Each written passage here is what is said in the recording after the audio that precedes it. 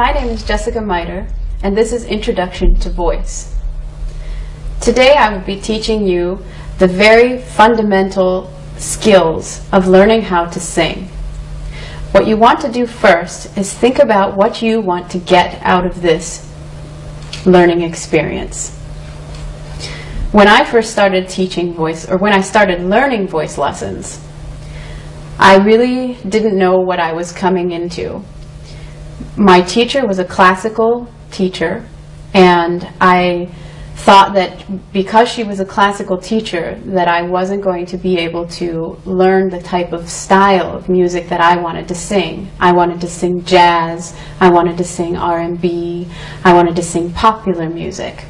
And so I didn't think that she was the right kind of teacher. But in fact, she was.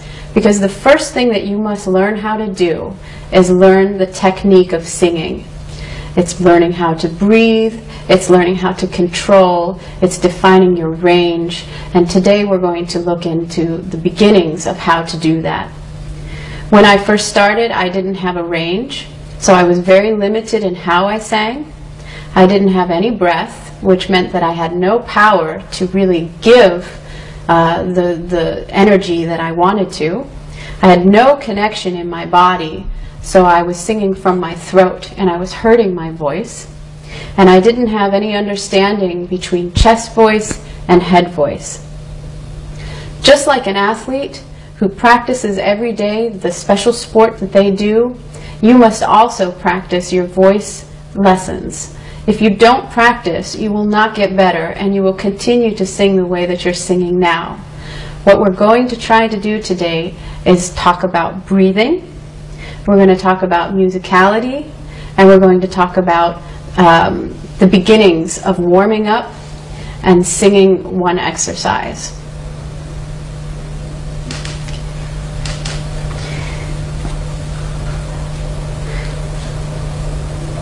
Musicality. A singer is helpless if they don't know anything about music. Sure, you might have a really beautiful voice and you may be able to sing pretty good. But if you don't understand music, when you look into a book and you don't understand anything about chords or music, you're going to be at a disadvantage. It's very important that you try to find an instrument that you like so that you can at least understand the basics of music, so that you understand how to communicate with your fellow musicians. The first thing that we're going to learn about is breath, vocalizing with the breath, breaking your habits, your ear training, and how to control your breath. But the first thing that we're going to do today is define your range. What is range? Range is how low or how high you sing. So the first thing that you need to do is have an instrument. I have a piano. You might have a guitar. You might have a flute. Something that makes sound so that you have a reference point for your range. So the first thing that you must do is find out how low you can sing and how high you can sing. I will give the demonstration. Just singing la. La. La.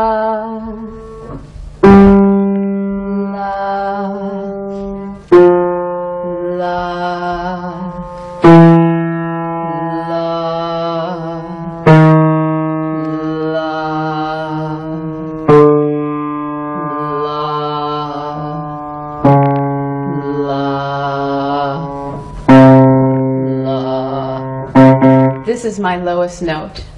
For you, it might be down here if you're a bass. For some people, it might be up here. Everybody is different, so don't worry about that. This is the lowest note that I can sing. Now I need to find out what the highest note that I can sing.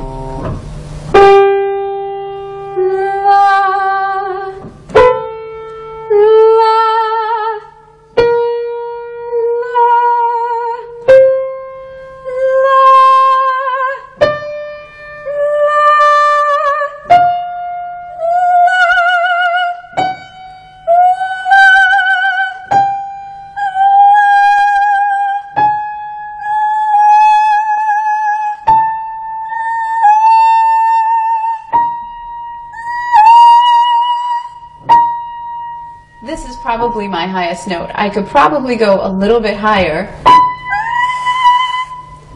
but that's pushing it for me. So my range ranges from this C, 3 octaves. Now, when you determine your range, it might be much smaller.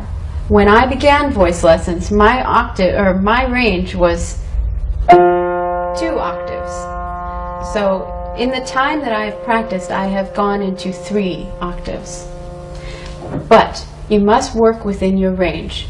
Don't push yourself, be comfortable, and we will learn the techniques of singing. Now we will begin to talk about breath control and how the body works. The first thing that I'd like you to do is to take a deep breath. Find a mirror and look into the mirror and watch yourself take this deep breath. Stand up, look into the mirror, and breathe a big, deep breath.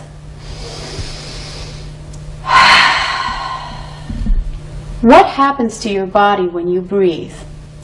Does your body stay still? Does your body move a lot? If you're breathing like this, this is not correct breathing. Your lungs are not in your shoulders. Your lungs are here. So when you breathe in, this should not be happening. Also, look into the mirror. When you're breathing in, are you hunched over? Are you too far back? Are you breathing in very little? Some people don't even know how to take a deep breath.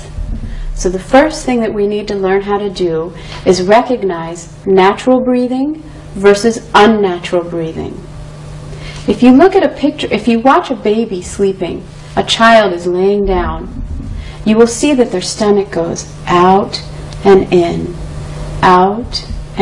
as they breathe. This is natural breathing.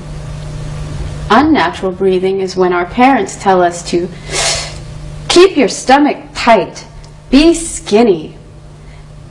Then we start breathing up here, and we forget about the fact that air can travel down and expand down into our diaphragm. Okay. So, when you're breathing in, let me show you, incorrect is like this.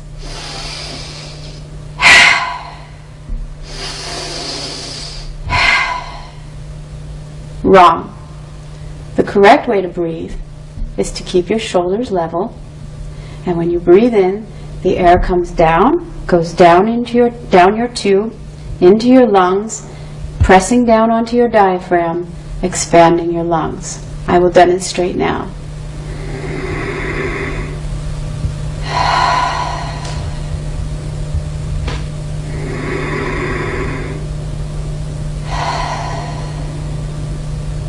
This is natural breathing.